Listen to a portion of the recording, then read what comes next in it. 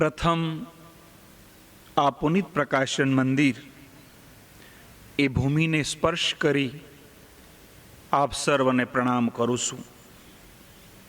તેમજ અહીંયા અખંડ પ્રગટ સ્વરૂપે બિરાજમાન ભગવાન શ્રી હરિકૃષ્ણ મહારાજ, એમના શરણોમાં પ્રણામ કરી, તેમજ આ મંદિરના ટ્રસ્ટીશ્રીઓ, તેમજ યશસ્વી વક્તા શ્રી પ્રફુલભાઈ, એમના ચરણોમાં પ્રણામ કરી, આપ સર્વ વાલા મિત્રો, ભાઈઓ, બહેનો, આપ સર્વને હું પ્રણામ કરી આજની આ કથામાં, આ જ્ઞાન ઝરણામાં સંત શ્રી નામદેવજી મહારાજને હું પ્રણામ કરું છું.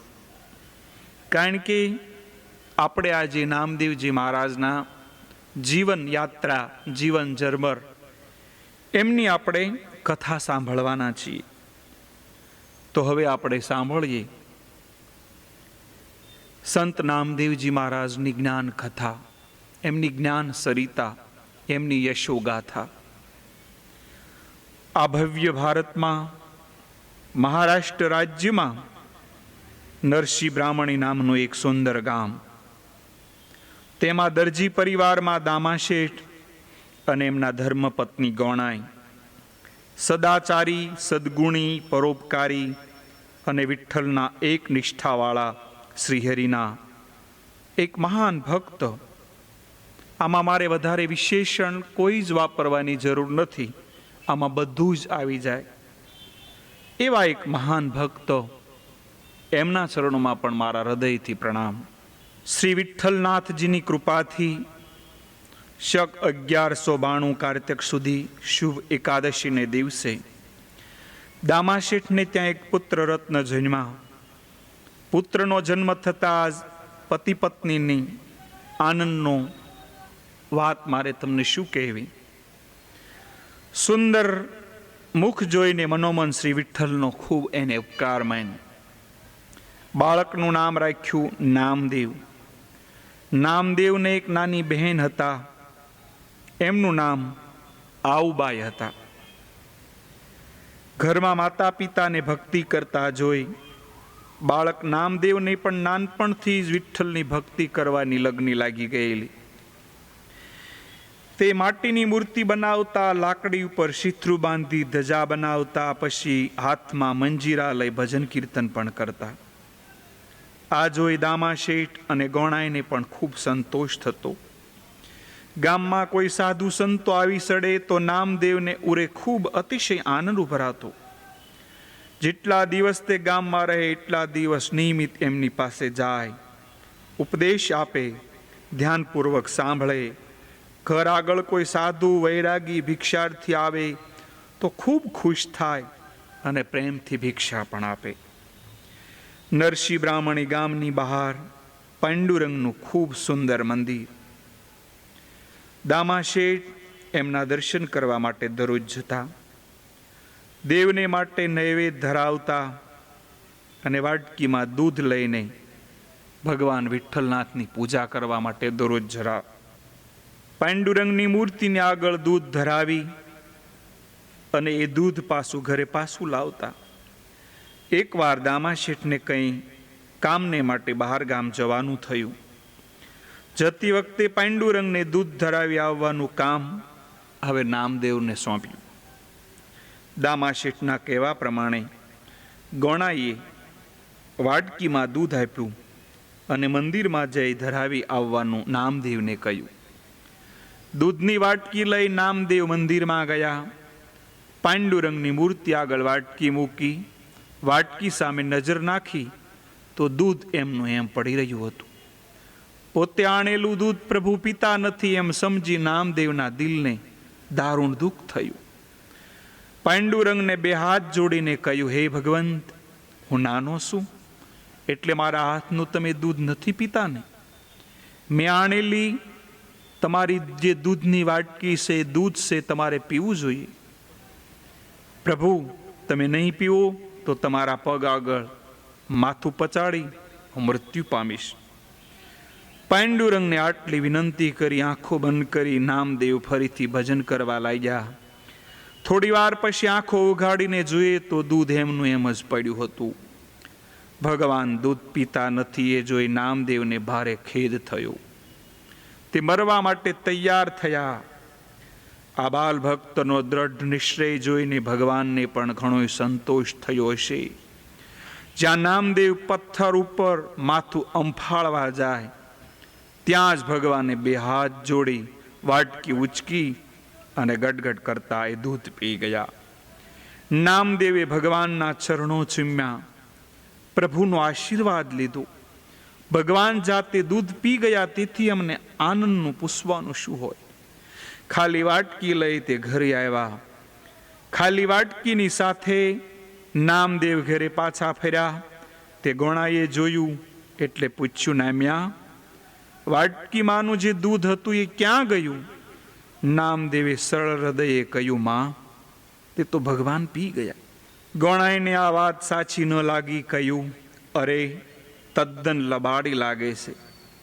પથ્થરની મૂર્તિ વળી કઈ દૂધ પીતી હશે? રસ્તામાં કંઈક ઢીંચી ગયો હશે, યા તો કંઈક તે ઢોળી નાખ્યું હશે. નામદેવ કહે, માં, ખરેખર મેં દૂધ પીધું નથી કે ઢોળ્યું પણ નથી. ભગવાન જાતે જ વાટકી ઉચકી બધું દૂધ ગટગટાવી ગયા. મારી વાત ગળે ન ઉતરતી હોય તો કાલે મારી જોડે મંદિરમાં આવજે, અને હું સાચો છું કે ખોટો તે તું નજરો નજર નિહાળજે. આમ છતાં ગોણાઈને નામદેવની વાત સાચી લાગી નહીં, અને ફરીથી આવું ખોટું ન બોલે એવી રીતે બાળકોને સંસ્કાર આપતા અને કહેતા, બધા ક્યારેય જૂઠું ન બોલાય, ખોટું બોલવામાં પાપ લાગે. બીજે દિવસે ગોણાઈએ નામદેવને વાટકીમાં દૂધ આપી મંદિરે મોકલ્યું. નૈવેદ્ય ધરાવી ખાલી વાટકી સાથે નામદેવ પાછા ફર્યા. હવે તો ગોણાઈને નામદેવ ઉપર પૂરેપૂરો વહેમ આવ્યો.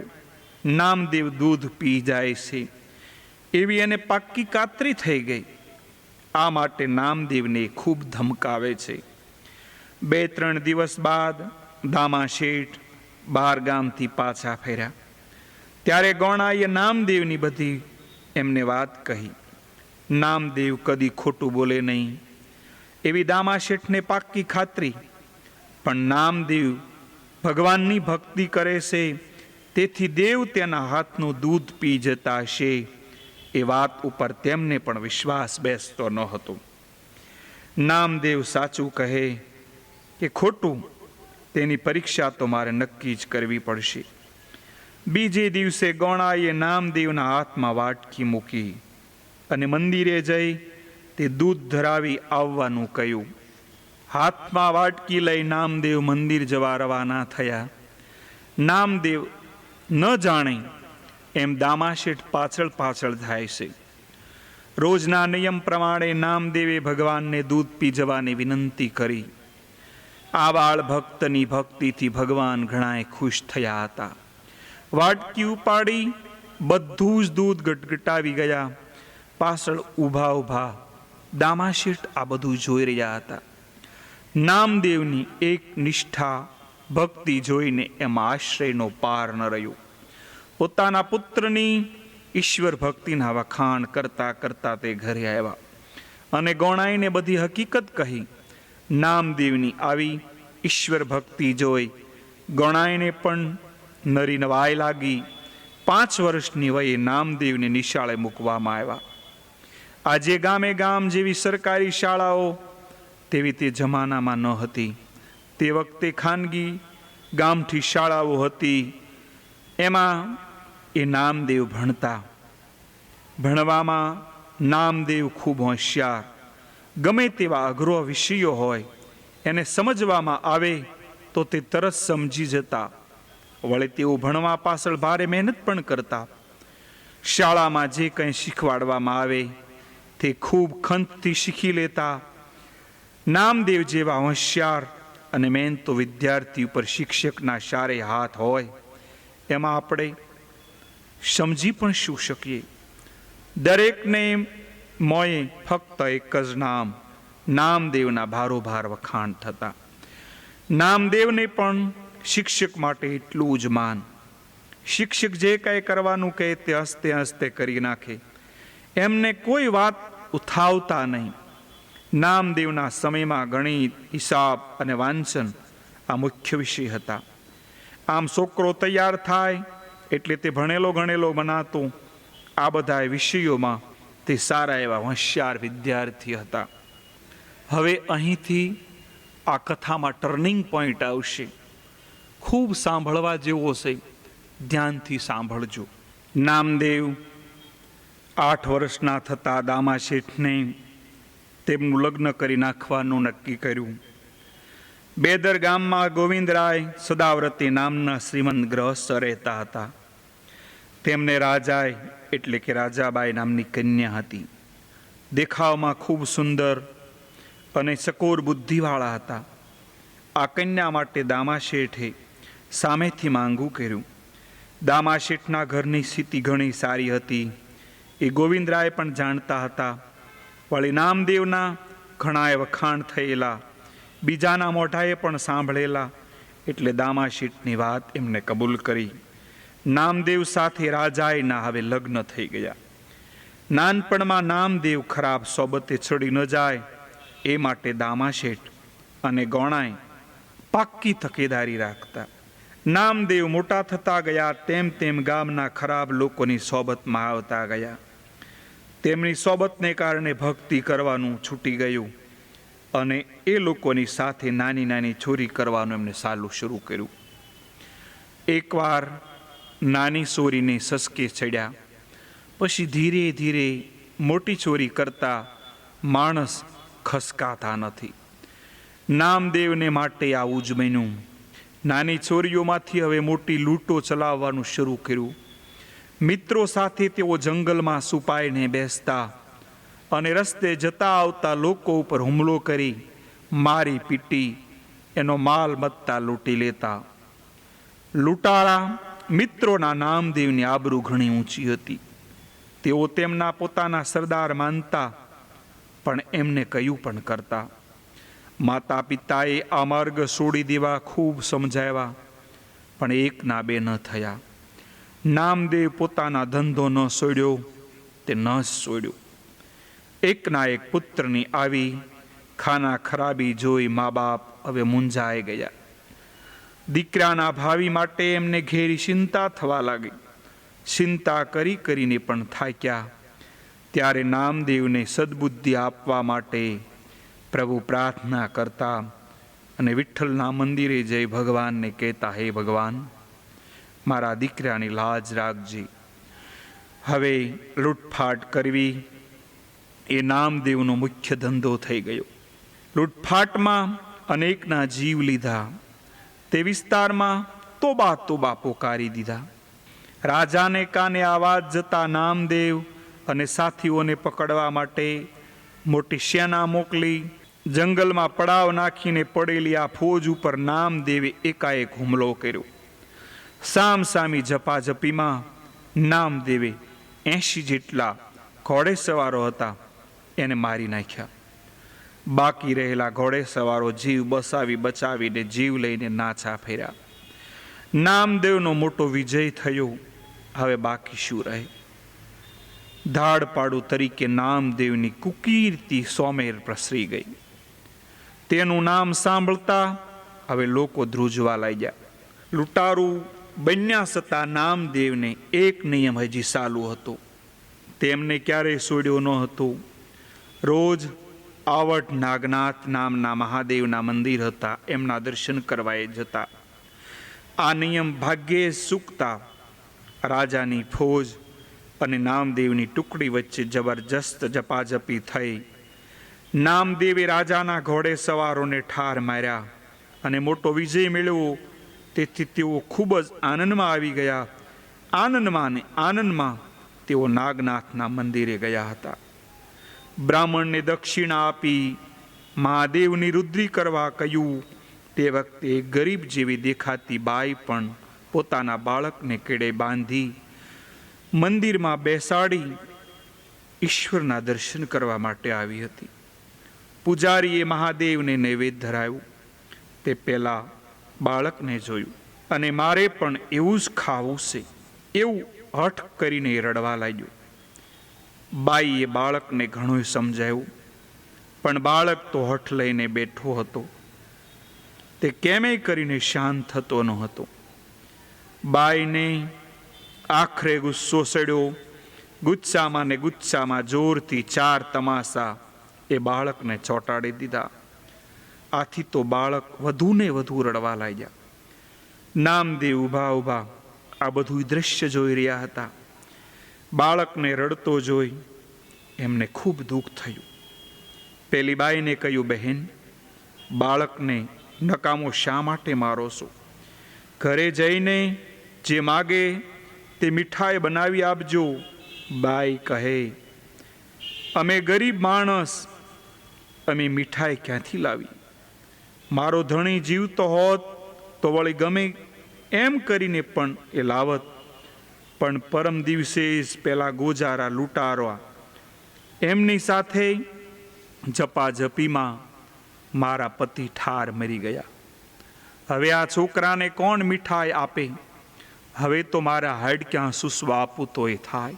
આમ બોલતા બોલતા એ સોધાર આંસુએ રડવા લાગી. આ બાઈનું રડવું બોલવું સાંભળી નામદેવને હૃદય સ્પર્શ ખૂબ દુઃખ થયું. મનમાં ને મનમાં બોલવા લાગ્યા, મેં ધાડપાડુના ધંધો શરૂ કર્યો ત્યારથી આજ દિવસ સુધી કેટલાય લોકોને મેં ઠાર માર્યા હશે. પરિણામે કેટલાય સ્ત્રીઓ વિધવા બની હશે અને કેટલાય બાળકો નિરાધાર થયા હશે. હાય હાય, હું કેવો પાપી, હું કેવો ઘાતકી. હવે મને પાપમાંથી બચવા ભગવાન બસાવી શકશે? મારા મા બાપે મને ઘણું બધું કહ્યું, પણ મેં તેનું ન સાંભળ્યું. હે ભગવાન, હે ભોળાનાથ, હે શંભુ, મારા જેવા માણસો તો દુનિયામાં ન હોય તો સારું. હમણાં જ આ મંદિરમાં મારો પ્રાણ આપી દો. આટલું કહી નામદેવ બહાર ગયા. બેસવા માટે તેમની ઘોડી, કપડા પાસેના બધા જ પૈસા એમણે ગરીબને દાનમાં આપી દીધા. પોતે પહેલા વિઠ્ઠલના ભક્તો હતા. એમનું એને ભાન થયું. ભગવાન એમનું દૂધ પીતા, નૈવેદ્ય ધરાવતા, એ બધું યાને સ્મૃતિઓ યાદ આવવા લાગી. ખરાબ લોકોની સોબતમાં કરેલા પાપનો પાકો પસ્તાવો થવા લાગ્યો. હાથમાં ચરી લઈ મંદિરમાં ગયા. મહાદેવના લિંગ પાસે બેસી શરી વડે કપાળમાં ઊંડો ઘા કર્યો. કપાળમાંથી લોહીની ધારા વહેવા લાગી. નામદેવે મહાદેવ ઉપર એમનો અભિષેક કર્યો. એવામાં મહાદેવની પૂજા કરવા આવેલા પૂજારી મંદિરમાં પહોંચી ગયા. મંદિરમાં લોહી જોયું તો એ ગભરાઈને બૂમો પાડવા લાગ્યા. આજુબાજુમાં લોકો ભેગા કર્યા. પુષ્કળ લોહી વહી જતું હતું. એને કારણે નામદેવ મંદિરમાં દરવાજા નજીક બેભાન થઈને ઢળી પડ્યા. લોકોએ એમને બહાર કાઢ્યા. જખમ ઉપર પાટાપિંડી કર્યા. થોડી વારમાં નામદેવ ભાનમાં આવ્યા. ત્યારે લોકોએ આમ કરવાનું કારણ પૂછ્યું. નામદેવે સર્વ હકીકત જણાવી.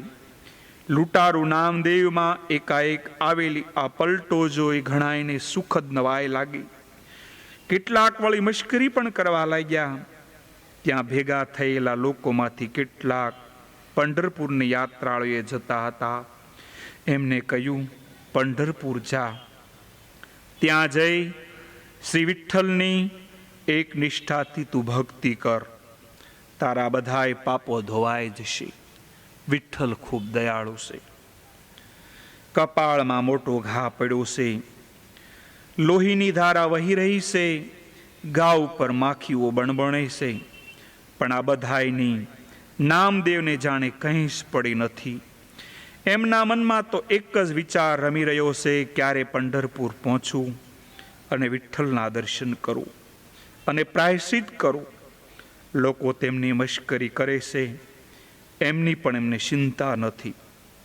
એમને તો બસ એક જ ધૂન લાગી છે, શ્રી વિઠ્ઠલના દર્શન કરવાની. આ રીતે પ્રવાસ કરતા કરતા કેટલાય દિવસ બાદ હવે પંઢરપુર પહોંચ્યા. ચંદ્રભાગા નદીમાં ત્યારે ભારે પૂર હતું. બધા યાત્રાળુઓ હોડીમાં બેસી સામે કિનારે પહોંચ્યા. નામદેવ પણ હોડીમાં બેસવા જતા હતા. એવામાં પાંડુરંગને તેમના ભક્તની પરીક્ષા કરી જોવાનું એમને મન થયું.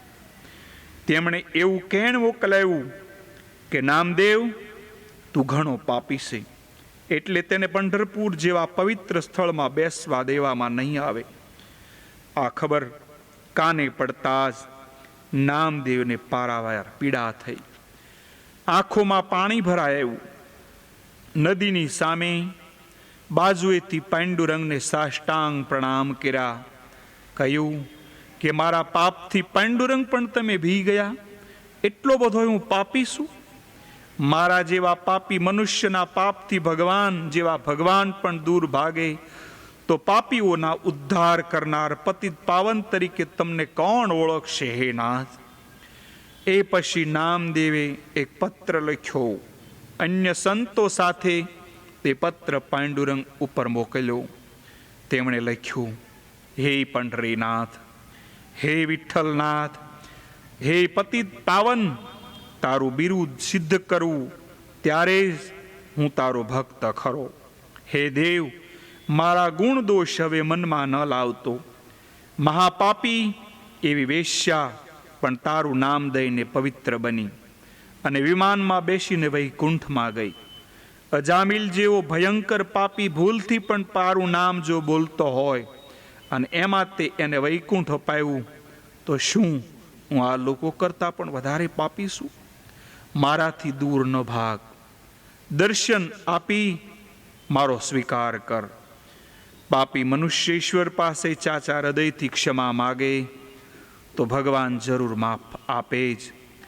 નામદેવે લખેલા કાગળ સંતોએ પાંડુરંગને વાંચી બતાવ્યું. ત્યારે પાંડુરંગને નામદેવ ઉપર દયા આવી. તેમને પોતાના દર્શને બોલાવ્યું અને પોતાના શરણે લઈ પવિત્ર કર્યું. તે દિવસ પછી નામદેવે શ્રી વિઠ્ઠલનું શરણ કદી ક્યારેય છોડ્યું ન હતું. હવે તો પંઢરપુરમાં રહી નામદેવ ભક્તિ કરવા લાગ્યા. એટલા બધા તલ્લીન બની જતા કે ભૂખ તરસનું એમને ભાન રહ્યું નહીં. મા બાપ, બૈરી, છોકરા, ઘરબાર બધું જ ભૂલાઈ ગયું. આખું જગત જાણે કે વિઠ્ઠલમય બની ગયું. આવી એક નિષ્ઠા ભક્તિથી એમના દુઃખી દિલને શાંતિ મળવા લાગી. એમને ખાતરી થઈ ગઈ કે ભગવાન મારા પાપ જરૂર ધોઈ નાખશે. આવી લગ્નથી એ ભક્તિ કરે છે, તેને સફળતા મળ્યા વગર રહે જ નહીં. બીજી બાજુ દીકરાને લાંબા સમયથી ઘરે પાસો ફરેલો ના જોઈ દામા શેઠને ઘણી ચિંતા થવા લાગી. નામદેવ ક્યાં ગયો તેની તપાસ કરતા ખબર પડી કે તે તો પંઢરપુરમાં બેઠો બેઠો વિઠ્ઠલની ભક્તિ કરે છે. દામા શેઠ જાતે હવે પંઢરપુર આવ્યા. દીકરો હવે સતમાર્ગે વળ્યો. તે જોઈને એમને સંતોષ થયો. એમણે ઘણું કહ્યું, નામમાં જે થયું તે સારું થયું. હવે તું ઘરે ચાલ. ઘરનો ભાર મારા માથા પરથી તારે માથે લઈ લે. જિંદગીના શેષ દિવસો હવે હરિભક્તિમાં ગાળવા દે. નામદેવ કહે, બાપજી, હવે તો મારે મા બાપ, ભાઈ, ભાડું, બૈરી, છોકરા આ બધું શ્રી વિઠ્ઠલના જ છે. દુનિયામાં હવે બીજા કશાનો મને મોહ રહ્યો નથી. હવે તો વિઠ્ઠલ સિવાય કંઈ કહેતા કંઈ જ મારે ન જોઈએ. હું ઘરે પાછો ફરવાનો નથી અને ઘરનો ભાર ઉપાડવાનોય નથી. એ બધુંય તમે સંભાળો. મારી આશા હંમેશને માટે તમે છોડી દો. નામદેવનો સ્પષ્ટ જવાબ સાંભળી દામા શેઠને ઘણી નિરાશા થઈ. છતાં દીકરાને સારે માર્ગે વળેલો જોઈ કાળજે થોડીક ટાઢક વળી. નામદેવને લીધા વગર તે પાછા નરસિંહ બ્રાહ્મણ અહીં આવ્યા. પાછા ફર્યા. દામા શેઠ પત્નીને બધી સર્વ હકીકત કહી. ગોણાઈને ખૂબ દુઃખ થયું. તેમની ઈચ્છા એવી હતી કે દીકરો વેપાર ધંધો કરે, પુષ્કળ પૈસા કમાય અને પોતે ગઢપણમાં સુખ શાંતિ રહી શકે. નામદેવને સમજાવવા ગોણાઈ હવે પંઢરપુર આવ્યા. નામ્યા, હવે ઘરે ચાલ. વેપાર ધંધો કરી પુષ્કળ પૈસા મેળવ, મંદિરમાં નકામા કાશી જોડા કૂટતો શા માટે અહીંયા બેસી રહ્યો છે? વિઠ્ઠલની ભક્તિ કરીશ તો તને રાજ્ય આપવાનો છે. વિઠ્ઠલે અત્યાર સુધી તેના કોઈ ભક્તને પૈસા આપ્યા નથી. ઉલટું પોતાની ભક્તિ પાછળ તેમને ગાંડો બનાવ્યો. તેમનું હોય એ બધું છીનવી લેશે. તું ઘરે ચાલ અને દુનિયાદારીમાં રહેતા શીખ. ભક્તિનું ગાંડ પણ હવે છોડી દઈશ તો તારું ભલું થશે. માં, હવે દુનિયાની કોઈ વાતમાં મને રસ રહ્યો નથી. દુનિયા ઉપર કંટાળો આવ્યો છે. સંસારના જે સુખો છે તેના કરતાં શ્રી વિઠ્ઠલની ભક્તિમાં વધુ મને સુખો દેખાય છે. તે જન્મ આપ્યો એટલે મારી ચિંતા તને થાય એ હું સમજી શકું છું. પણ માં, હવે મારી જાત હરિની હવાલે સોંપી દીધી છે. મારી ચિંતા હવે તે કરશે. મારી ચિંતા કરવાની તારે કોઈ જરૂર નથી. તારા કરતાં શ્રી વિઠ્ઠલને મારી વધારે ચિંતા છે. મને દુનિયામાં ઘસડી જવાનો પ્રયત્ન હવેથી ન કરતી, કારણ કે તેમાં તને જરાય સફળતા કદાપી મળવાની નથી.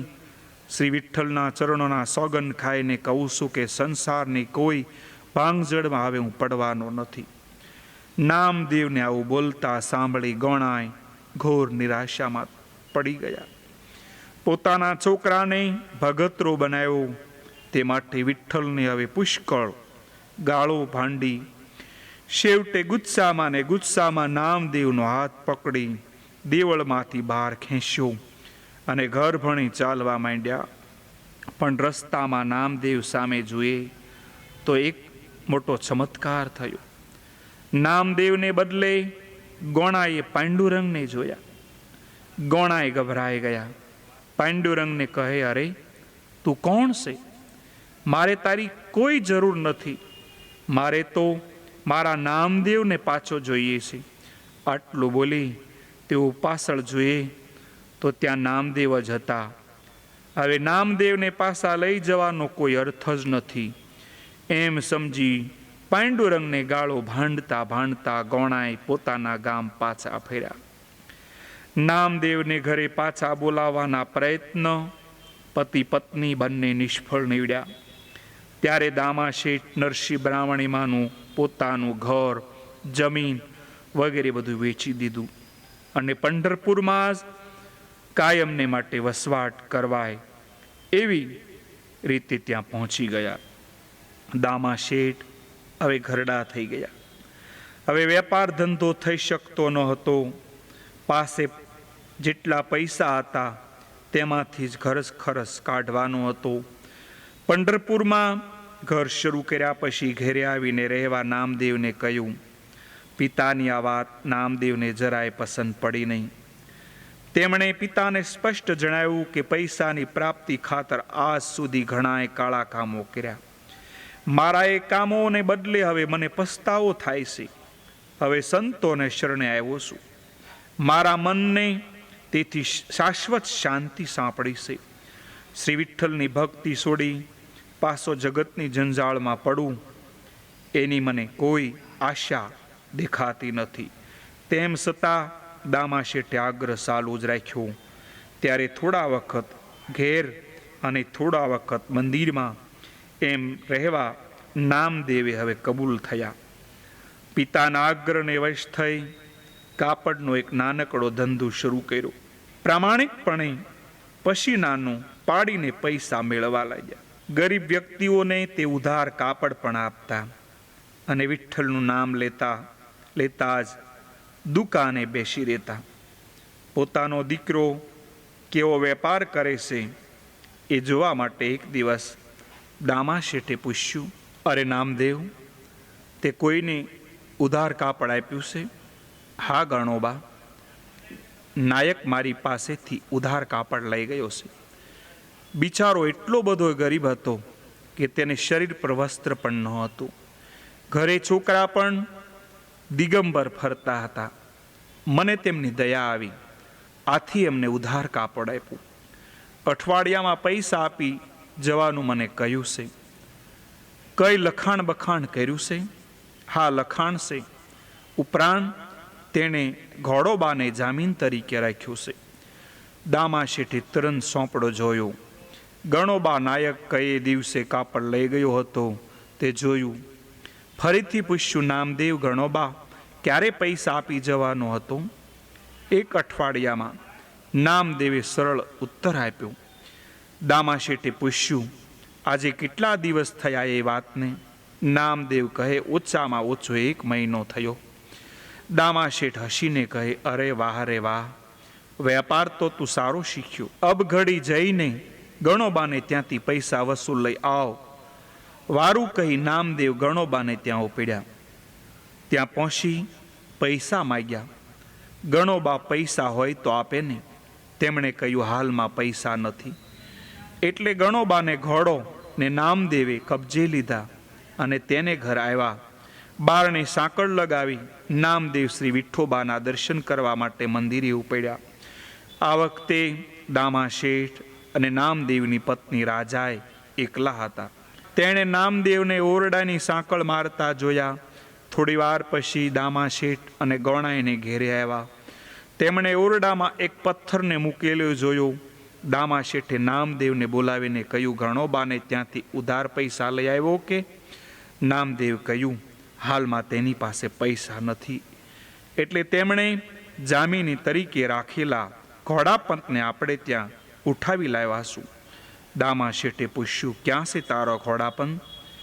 નામદેવે ઓરડાનું બારણું ઉઘાડ્યું અને અંદર મૂકેલો ઘોડાપંતને બહાર કાઢ્યો. ઘોડાપંત એ કોઈ માણસ ન હતો, પણ એ પથ્થરની મૂર્તિ હતી અને તેણે જ ગણોબાએ જામીન તરીકે રાખી હતી. નામદેવે એ ઘોડાપંતને કહ્યું, અમારા ઉધાર પૈસા નહીં આપે ત્યાં સુધી તને અહીંથી નહીં જવા દો. નામદેવનું ભોળ પણ જોઈ દામા શેઠના આશ્રય થયું. અરે ગાંડા, પથ્થરની મૂર્તિ તે કઈ પૈસા આપતી હશે? જા જા, તેને ચંદ્રભાગામાં પધરાવી આવ. ભક્તની આબરૂ સાચવવા માટે ભગવાન ચમત્કાર કરે અને આપણને બધાને બતાવે છે. દામા શેઠને નામદેવની મશ્કરી કરતા કરતા જોઈ વિઠ્ઠલને લાગ્યું કે પોતાના ભક્તને મૂર્ખમાં ખપી જશે. એટલે તેમણે કાળા પથ્થરની એ મૂર્તિને સોનાની બનાવી દીધી. સોનાની મોટી મૂર્તિ જોઈ ગોણાય અને રાજાએને મોંમાં પાણી છૂટી ગયા. રાજાએને થયું કે હવે હું આખી કાયા ઢંકાય એટલા ઘરેણા ઘડાવીશ. દામા શેઠ પણ ચમત્કાર જોઈને આશ્ચર્યચકિત થઈ ગયા. ગોણાઈને કહેવા લાગ્યા, નામદેવ, તારી ભક્તિથી ખુશ થઈ ભગવાને આપણને આટલું બધું ધન આપ્યું, આટલું બધું સોનું આપ્યું, તે કોઈને વાત કરીશ નહીં. પાટીલ કુલકર્ણી આ વાતને જો જાણશે તો બધું સોનું કબજે કરશે અને મારે આને દાગીના કરાવવાના છે. માં, આ બધાએ સોના ઉપર આપણો અધિકાર શી રીતે હોઈ શકે? આપણે તો આપણા ઉધાર પૈસા જેટલું સોનું લઈ શકીએ, બાકી તો સોનું ગણોબાનું છે. હું પાછું આપી આવું. સોનું જોઈ દામા શેઠનું મન પણ સળ્યું. નામદેવને ધમકાવતા કહ્યું, બેસ બેસ, બહુ ડાયો. મેં જાણ્યું ગણોબા કેવો અને વાત કેવી. આ બધું સોનું તો આપણું જ છે, બીજા કોઈનું નહીં. નામદેવની પત્ની રાજા આગળ આવીને કહેવા લાગી, ભગવાને આપેલું સોનું તમે ગણોબાને આપી દેજો, પછી હું જોઉં છું તમે કેવા આપો છો. હું તમને સાફ સાફ કહી દઉં છું કે આ સોનાને હાથ અડાડવા દેવાની નથી. સોનાના દાગીના ન બનાવું અને જ્યાં હું ન પહેરું ત્યાં સુધી હું રાજાએ નહીં. નામદેવ કહે, તે કાંઈ હું ન સમજું. હું તો એટલું જ સમજું કે આપણા ઉધાર પૈસા જેટલું સોનું લઈ બાકીનું ગણોબાને પાછું સુપ્રત કરી દેવું જોઈએ. ઘરમાં ચાલતી આવી ગરમ ગરમ ચર્ચા સાંભળે આડોશીઓ પાડોશીઓ એકઠા થઈ ગયા. ગણોબાની પથ્થરની મૂર્તિ સોનાની થઈ ગઈ એ વાત એક કાનેથી બીજા કાને આખા ગામમાં હવે પ્રસરી ગઈ. ગણોબા પણ આ વાત સાંભળી દોડતો દોડતો નામદેવને ઘરે આવ્યો. ત્યાં ભેગા થયેલા માણસોમાંથી એક લોભી માણસના મનમાં એક વિચાર આવ્યો. તેણે ગણોબાને પોતાની પાસે બોલાવીને કાનમાં કહ્યું, ગણોબા, તમારા ઉધાર પૈસા હું નામદેવને આપી દઈશ. તે ઉપરાંત બીજા થોડા રૂપિયા પણ તમને આપીશ, પણ નામદેવ પાસેથી એ સોનાની મૂર્તિ તું માગી લે અને મને આપી દે. પેલા લોભિયાની વાત સાંભળી ગણોબાના મોંમાં પાણી છૂટી ગયું. આગળ આવી નામદેવને કહેવા લાગ્યું, હું તમારા ઉધાર પૈસા શાહજોગ પાસે આપું છું, મારી મૂર્તિ મને પાછી આપો, નહીં તો ગામના કુલકર્ણને ત્યાં જઈ બધી બાતમી પૂરી પાડીશ. નામદેવ કહે, પેલા ઉધાર પૈસા મૂકી દે, પછી તારી મૂર્તિ પાછી લઈ જા. ગણોબાએ ઉધાર રહ્યા હતા એટલા પૈસા પેલા લોભી પાસેથી લીધા અને ઉપરથી બીજા થોડા રૂપિયા પણ પડાવ્યા. ઉધાર રહેલા પૈસા નામદેવને આપ્યા. નામદેવે તેને સોનાની આખી મૂર્તિ આપી દીધી. ગણોબાએ તે મૂર્તિ પેલા લોભિયાને હવાલે કરી. ભેગા થયેલા લોકો નામદેવની ભક્તિ અને પ્રમાણિકતાની પ્રશંસા કરતા છૂટા પડ્યા અને નામદેવની કીર્તિ ગાતા ગાતા ઘરે ગયા. થોડા રૂપિયામાં આટલું બધું સોનું મળ્યું એ વિચારે હરખાતો પેલો લોભિયો પોતાના ઘરે ગયો. ઘેરે બધાને સોનાની મૂર્તિ બતાવી, પણ એવામાં બીજો ચમત્કાર થયો. સોનાની મૂર્તિ પાછી હતી તેવી પથ્થરની બની ગઈ. તે દોડતો દોડતો ગણોબાને ત્યાં ગયો. તેણે આપેલા રૂપિયા પાછા માંગ્યા. આપેલા રૂપિયા પાછા આપવાની ગણોબાએ લોભિયાને ના પાડી. કોને મોએ જઈને તેની ફરિયાદ કરે, તે મૂંગે મોએ પાછો ઘરે પાછો ફર્યો. એક દિવસ નામદેવના બેસાળા નામદેવને ત્યાં મહેમાન બનીને આવ્યા. ઘણાએ દિવસે પોતાના ભાઈ આવ્યા, તેથી રાજાને ઘણો આનંદ થયો. ભાઈ બહેને સુખ દુઃખની વાતો કરતા બેઠા. એવામાં નામદેવ બહારથી ઘરે આવ્યા. નામદેવને જોઈને બંને શાળાએ નમસ્કાર કર્યા, પણ તે વખતે વિઠ્ઠલના ચિંતનમાં નામદેવને એટલા મસ્ત હતા કે નમસ્કાર ઝીલાવીને સીધા અંદરના ઓરડામાં જતા રહ્યા. ભાઈએ કરેલા નમસ્કાર નામદેવ ઝીલા નહીં.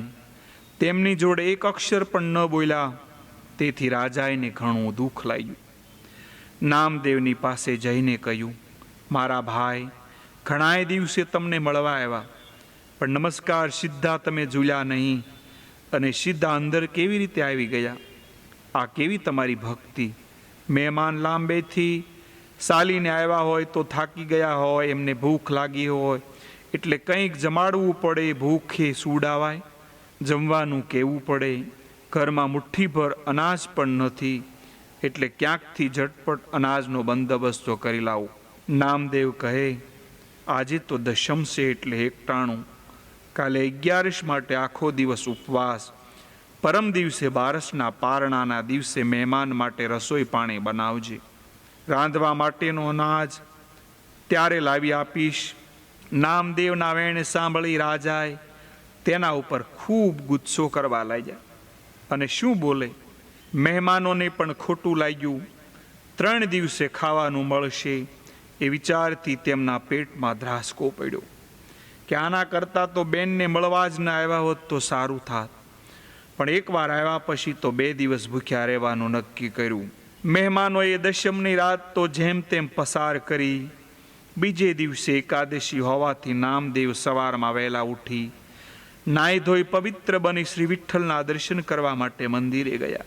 ભગવાને જાણ્યું કે નામદેવને તો દુનિયાદારીની કશી જ પરવા નથી, પણ તેને ત્યાં જો મહેમાન ભૂખ્યા રહે તો મારી આબરૂ જાય. આમ વિચાર કરી તેમણે વાણિયાનું સ્વરૂપ ધારણ કર્યું. સોના મોહરની થેલી લઈ સીધા ઉપડ્યા નામદેવને ત્યાં. મહેમાનો ભૂખ્યા છે એની ચિંતા કરતી રાજાએને બારણામાં બેઠી હતી. વાણિયાના વેશમાં આવેલા ભગવાને કહ્યું, બહેન, નામદેવ ઘરમાં છે કે ના? પાંડુરંગના દર્શન કરવા માટે ગયા છે. કંઈ કામ હતું એમનું? વાણિયો કહે, નામદેવ મારા મિત્ર છે, તેણે ભેટ આપવા માટે આવું છું. હું જરા બહાર જઈ આવું છું. ત્યાં સુધી સોનામોહરની આ થેલી સાસવું. જરૂર પડે તો નિરાતે તેમાંથી પૈસા કાઢજો અને ખુશીથી વાપરજો. એમની ચિંતા પણ સહેજ પણ ન કરતા. પણ તમારું નામ તો શું એ તો કહો?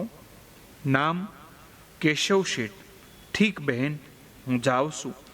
આટલું કઈ વાણિયો ગયો તે ગયો. પોતાની થેલી લેવા પાછો ફેરો જ નહીં. સોના મોહર ભરેલી આખી થેલી લઈ રાજાને જે આનંદ હતો તેનું પૂછવાનું શું. થેલીમાંથી સોના મોહરો કાઢીને કહ્યું, અનાજ લાવવાનું, મહેમાનો માટે શાશા મિષ્ટાન બનાવવા. એનો વિચાર કરી રાજાએ બેઠી. એટલામાં નામદેવ ઘરે પાછા ફર્યા. રોજ કરતા આજે પત્ની ખૂબ ખુશ મિજાજમાં છે એ જોઈ નામદેવને પણ નવાઈ લાગી. રાજાએ કહ્યું, કેશવ શેઠ નામના તમારા એક ભાઈબંધ મિત્ર આવેલા. થેલી ભરેલી સોનામોર ભેટ આપી. આ કેશવ શેઠ કોણ હશે એ નામદેવ તરત સમજી ગયા. ભગવાને પોતાના ખાતર વાણિયાનું રૂપ લીધું અને પોતાની આબરૂ જાળવી. તેથી આંખોમાંથી અશ્રુના વહેણ વહેવા લાગ્યા. રાજાએ કહ્યું, અરે તે કેશવ શેઠ એટલે બીજું કોઈ નહીં પણ શ્રી વિઠ્ઠલ પોતે. ઘરમાં અનાજ નથી તેથી તેને ચિંતા થતી હશે ને. તારી ચિંતા દૂર કરવા ભગવાન વાણિયો બની આપણે ત્યાં સોના મોરની થેલી મૂકી ગયો. વિના કારણે તે ભગવાનને તકદી આપી. હવે સોના મોરમાંથી એક પણ સોના મોર ખર્શીશ નહીં. ગરીબ ગુરબાને લુગડા લતાઓ બોલાવી આવી તેમને દાનમાં આપી દઉં. આટલું કહી ગરીબ ગુરબાને બોલાવવા નામદેવ હવે બહાર ગયા. નામદેવે બહાર જતા રાજાએ પેલી થેલીમાંથી મોં છોડ્યું અને તેમાંથી 2 મુઠ્ઠી સોના મોહર કાઢી અને એક ઠેકાણે તે સંતાડી દીધી. અને કોથળીનું મોં પાસું હતું એવી માફક પહેલાં સીવી દીધું. થોડી વારે નામદેવ પાછા આવ્યા. પાછળ માગણોનું મોટું લશ્કર આવ્યું. નામદેવ બધી સોના મોહર તેમને વેચી દીધી. કોથળી ખાલી કરી નાખી. કેટલાય નિર્લોભી અને પરોપકારી ભિખારીઓ નામદેવની કીર્તિ ગાતા ગાતા પાછા ફર્યા.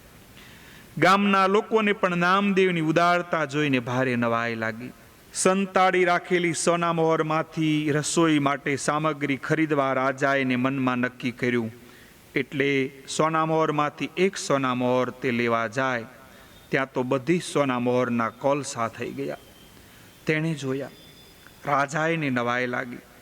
રાજાએ ગમે તેવી ક્રોધી હશે પણ તે કદી ખોટું બોલતી નહીં. પોતાના પતિથી કોઈ પણ છુપાવતી નહીં. તેણે નામદેવને કહ્યું કે મેં સંતાડી રાખેલી સોના મોહરના નર્યા કોલસા થઈ ગયા. આમ કહી તેણે નામદેવને કોલસા બતાવ્યા. પણ નામદેવની નજર કોલસા ઉપર પડતા જ કોલસામાંથી પાછા સોના મોહર બની ગયા. રાજાએ ઘણું આશ્ચર્ય થયું. શ્રી વિઠ્ઠલની નામદેવને સદાય ઓત છે એવી એમને ખાતરી થઈ ગઈ. નામદેવે આ સોના મોહરોને પણ બ્રાહ્મણોને દાનમાં આપી દીધી અને મહેમાનોને સાદું ભોજન જમાડીને વિદાય કર્યા. પોતાના છોકરાને વારંવાર ભૂખ્યા રહેવું પડે અને બીજાના ઓશિયાળા બનવું પડે તેથી રાજાને ખૂબ દુઃખ થયું. એક દિવસ તો તે જિંદગીથી એટલી બધી કંટાળી ગઈ કે તેના બાળકો નારા અને મહાદેવના પીઠ ઉપર બાંધી ચંદ્રભાગામાં પડતું મેલું.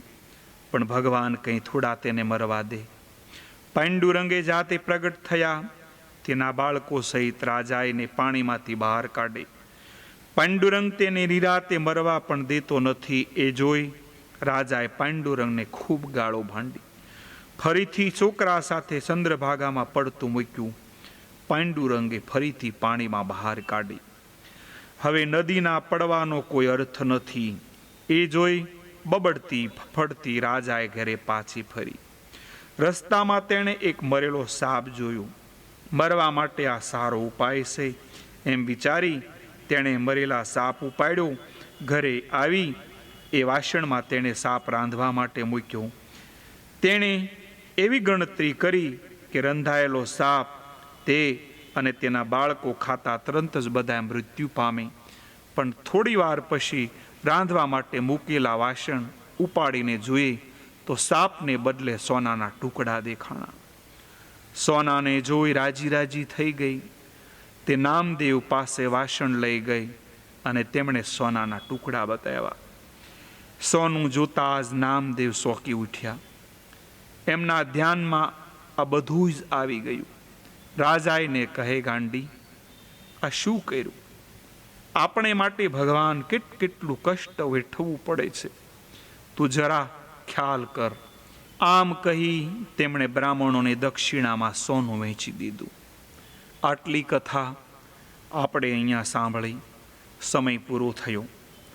પણ હવે નામદેવની પરીક્ષા, એમનું શેષ જીવન કેવું રહ્યું, તેમની યાત્રા કેવી રહી, એ બધી જ કથા આવતીકાલે આપણે જાણશું.